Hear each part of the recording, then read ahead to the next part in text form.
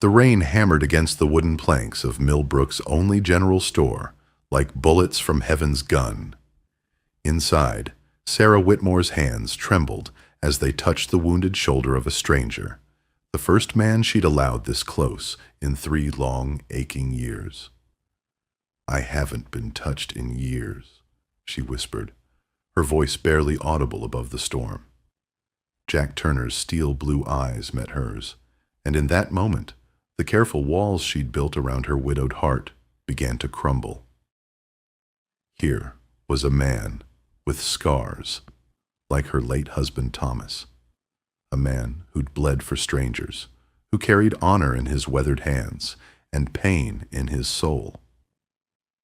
But in a town where gossip travels faster than tumbleweeds, and a woman's reputation is more fragile than desert glass, their forbidden attraction would ignite a firestorm that could destroy everything Sarah had fought to protect. Some hungers are worth the damnation. But are they worth the price of everything you've built?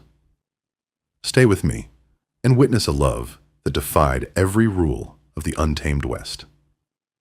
The autumn of 1887 painted Millbrook, Colorado, in shades of rust and gold, a dying town clinging to the railway like a prayer. Sarah Whitmore swept the porch of her general store, her black dress a stark contrast against the weathered wood. At 45, she was still beautiful in the way that desert sunsets are beautiful, touched with sorrow, but burning bright. 3 years had passed since Thomas died with his gun in his hand and justice on his lips, gunned down protecting a Mexican family from white-hooded cowards.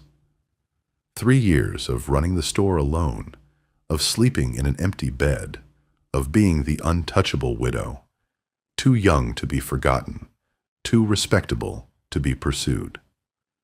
The stranger appeared through the dust like a mirage made flesh. Jack Turner rode a paint horse with the easy grace of a man born to the saddle. 28 years old, lean as a wolf, with the kind of face that made women forget their prayers and remember their desires.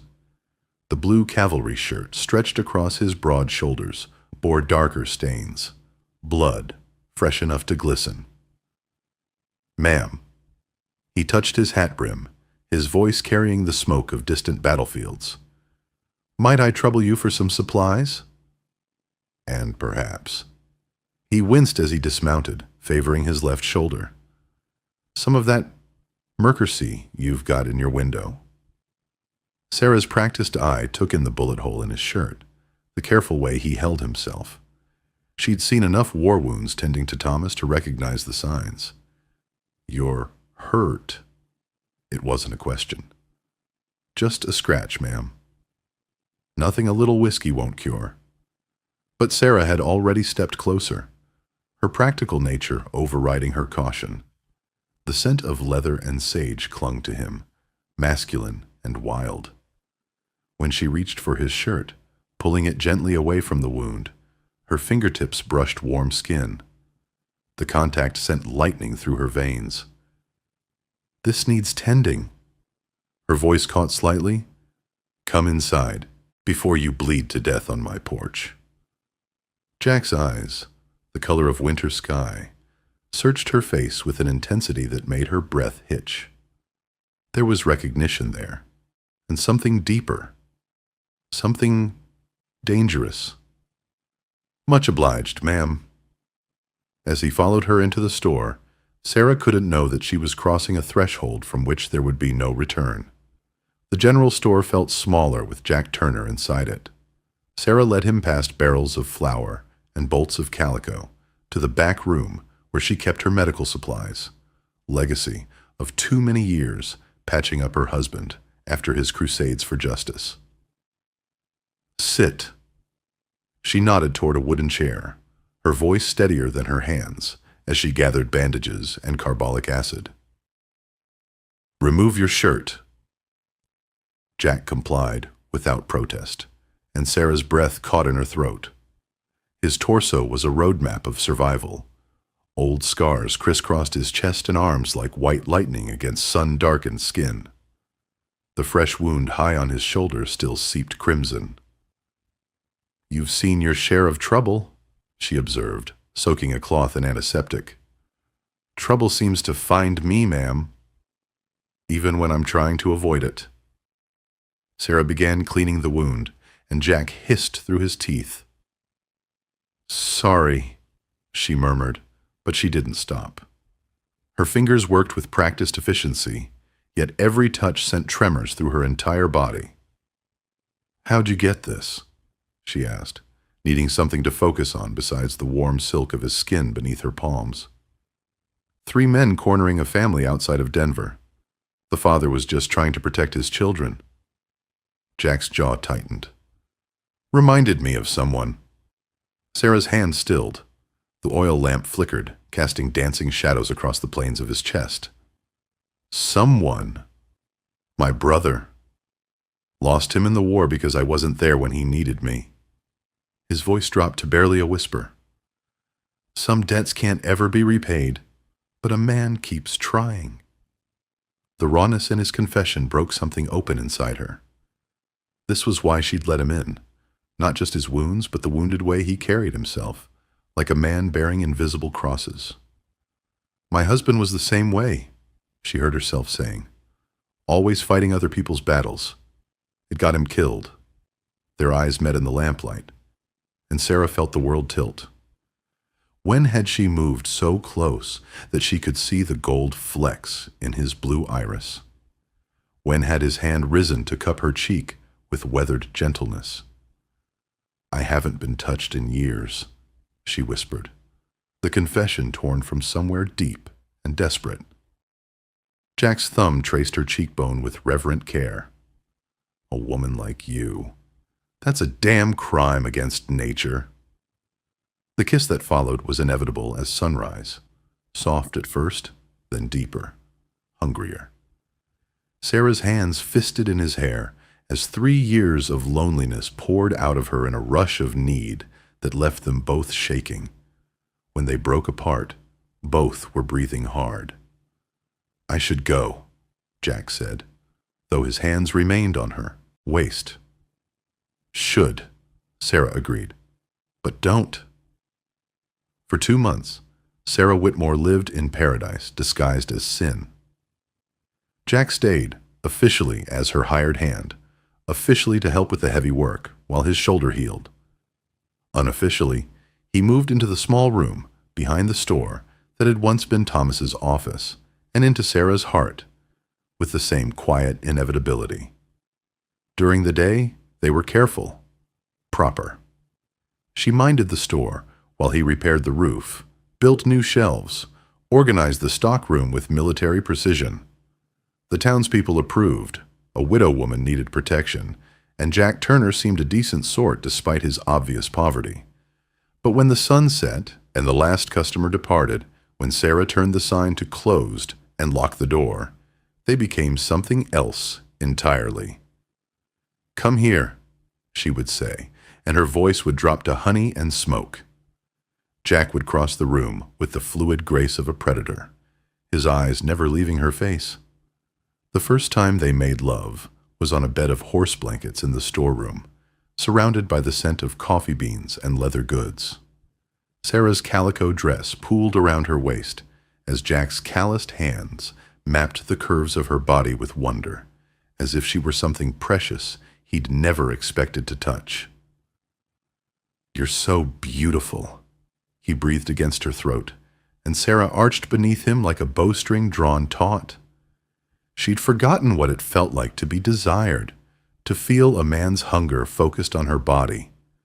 Their lovemaking was fierce and tender by turns, sometimes desperate coupling against the store counter after a day of careful distance, sometimes slow exploration by candlelight that left them both weeping with the beauty of it.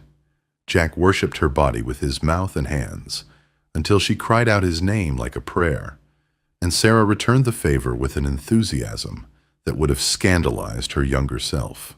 In the quiet afterwards, they would talk. Jack told her about the war, about watching friends die in muddy trenches, about coming home to find his family's farm sold for taxes. Sarah spoke of her marriage to Thomas, good but not passionate, built on respect rather than fire, and the loneliness that had eaten at her like acid. "I never knew it could be like this," she confessed one night, her head pillowed on his chest, fingers tracing patterns through the dark hair that arrowed down his flat stomach. "What?" Jack's voice rumbled beneath her ear. "This hungry. This, alive." Jack's arms tightened around her. "I know, sweetheart. I know." But even as they lost themselves in passion, Sarah felt time slipping away like sand through her fingers. Autumn was giving way to winter, and with it would come questions she wasn't ready to answer. Questions about a future that seemed as impossible as it was necessary. Still, for those stolen weeks, she was not the respectable widow Whitmore. She was simply Sarah, a woman in love, fierce and shameless and gloriously alive. William Harrington had the kind of wealth that bred arrogance and the kind of arrogance that demanded everything it saw. He owned the largest ranch in 3 counties, controlled the cattle drives that brought money into Millbrook, and for 3 years had been circling Sarah's general store like a vulture waiting for weakness. The store was the key to everything, the only place for 50 miles that stocked grain and supplies. Control it, and you controlled the economic lifeline of every small ranch and farm in the territory. All he needed was for the widow to become desperate enough to sell. Jack Turner's presence had ruined that plan beautifully. "Did you see how she looks at him?" Mrs. Henderson whispered to Mrs. Polk outside the church. "Shameless at her age. 20 years younger than her, if he's a day," Mrs. Polk replied with relish. "Mark my words, he's after her money." Harrington fed the rumors carefully, like a man tending a fire. A word here about suspicious characters. A comment there about the dangers of trusting drifters. Soon, the good people of Millbrook were eyeing Jack with suspicion, and Sarah with disappointment. The explosion came on a Friday evening in November. Sarah was closing the store when Harrington's men arrived, 3 ranch hands with whiskey on their breath and trouble in their hearts. They'd been told to provoke a fight, to make Jack look dangerous. "Hey, drifter!" The largest one, a brute named Pete Carson, shoved Jack hard enough to send him staggering. "Heard you've been sampling the widow's goods without paying." Sarah stepped forward, eyes blazing. "Get out of my store!" "Now." "Free country, ma'am. We got business with your pet here." Jack straightened slowly, and Sarah recognized the deadly stillness that came over him. She'd seen it once before, when a drunk had tried to grab her in the store. It was the stillness of a man who'd killed before, and would kill again if necessary. "Boys," Jack said quietly, "you don't want to do this." But they did. Carson swung first, and Jack moved like liquid death. The fight was brief and brutal. 3 men against 1, but only one who fought with the cold precision of a professional soldier. When it was over, Carson lay unconscious in a pool of his own blood, and the other 2 were crawling toward the door. Outside, a crowd had gathered. Their faces showed everything Sarah had feared: shock, disgust, fear. In their eyes, she saw her reputation crumbling like old parchment. "Is this what you want?" Reverend Mitchell's voice cut through the murmur. "Violence in our peaceful town? Corruption in our most respected business?" Sarah looked at Jack, blood on his knuckles and sorrow in his eyes, and felt her world splitting apart like kindling. That night, for the first time in 2 months, Jack didn't come to Sarah's bed. She found him in the storeroom, packing his few possessions into worn saddlebags. The sight hit her like a physical blow. "What are you doing?" "What I should have done weeks ago." He didn't look at her, couldn't trust himself to see the pain in her eyes. "Leaving." "No." The word came out fierce, Desperate, Sarah crossed to him in 3 quick steps, grabbing his hands, stilling them. "No, Jack. We can weather this. People talk, but they'll forget. Will they?" He finally met her gaze, and she saw her own anguish reflected there. "Sarah, look at what happened tonight. Look at what I brought to your door. You defended me. I brought violence to your store. I made you the subject of gossip and speculation." His voice broke slightly. "Jesus, Sarah, I'm destroying everything Thomas built for you." She cupped his face in her hands, thumbs tracing the sharp line of his cheekbones. "Thomas is dead. This is my life now. Our life." Jack closed his eyes, leaning into her touch like a man dying of thirst finding water. For a moment, his resolve wavered. Then he gently removed her hands from his face. "I won't be the reason you lose everything. Your store, your standing in the community, your security. I won't take that from you. And what about what you're taking from me now?" The question hung between them like a blade. Jack picked up his saddlebags, the worn leather heavy in his hands. "You'll thank me someday," he said quietly. "When you're still respected, still secure, still the woman this town looks up to. You'll thank me." He moved toward the door, each step an agony. Sarah's voice stopped him. "Jack Turner, if you walk out that door, don't you ever come back. Don't you dare come back in 5 years, or 10 years, thinking you can waltz back into my life. If you leave me now, when I need you most, then stay gone." Jack's shoulders sagged. Without turning around, he said, "I would rather be your memory than your destruction, Sarah. You gave me the greatest gift, feeling worthy of love again. I'll treasure it forever." The door closed. Behind him, with a sound like the end of the world, Sarah sank to her knees on the wooden floor and wept until she had no tears left. 5 years passed like winter in the high country. Long, cold, and seemingly endless. Sarah rebuilt her reputation brick by brick, silence by silence. She kept the store running through sheer force of will, weathering the initial scandal and Harrington's continued pressure with the stubbornness of a woman who had already lost everything that mattered. Harrington's schemes eventually collapsed under their own weight. His greed led him to overextend his holdings, and when the cattle market crashed in '89, he lost everything to the banks. The great ranch was divided and sold to smaller farmers, the kind of people who appreciated Sarah's fair dealing and honest prices. The town learned to respect her again, to value the woman who had weathered gossip and heartbreak with dignity intact. But respect was cold comfort on winter nights. She never remarried, despite several offers. How could she explain that her heart was buried in memories of a man who had walked away to save her from scandal? How could she tell them that every sunset reminded her of eyes the color of winter sky? Every storm brought back the memory of strong hands and gentle words.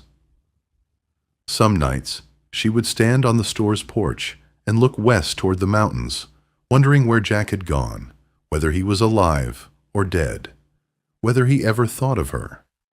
The wondering was both torment and comfort.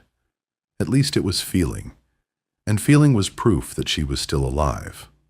Her hair turned silver at the temples.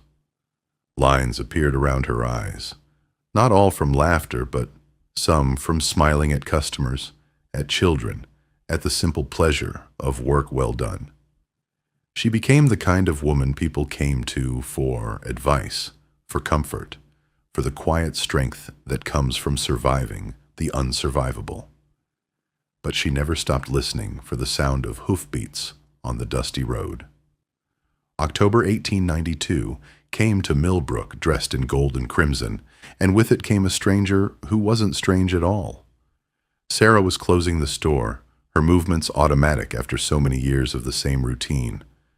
The late afternoon sun slanted through the windows, painting everything amber.